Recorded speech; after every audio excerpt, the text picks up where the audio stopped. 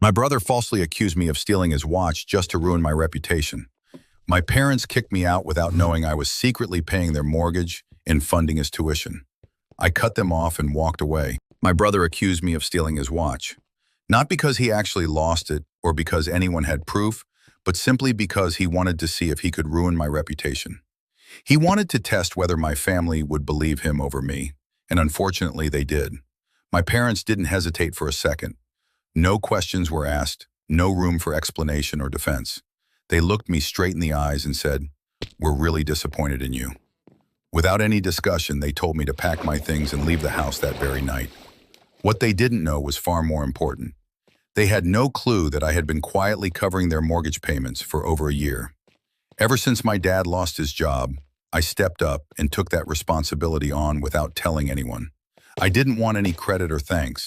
I just wanted to keep the family home safe and secure. And then there was my brother, the one who smiled through his lie and watched me get kicked out. His entire college tuition was being paid by me. Semester after semester, while he boasted to his friends about getting scholarships and spent most of his time partying and slacking off, I was the one footing the bill.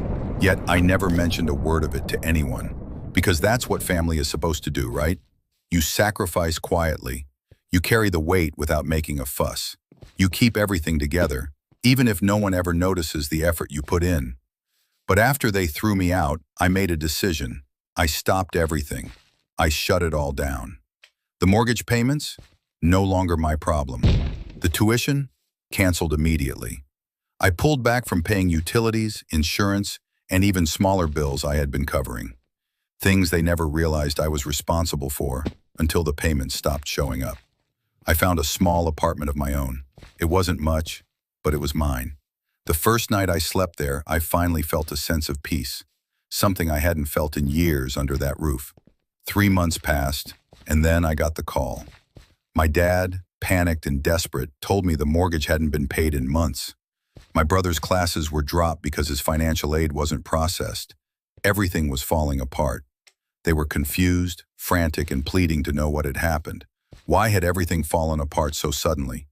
I told them, I guess that's what happens when you throw away the one person holding everything together. Then I hung up the phone.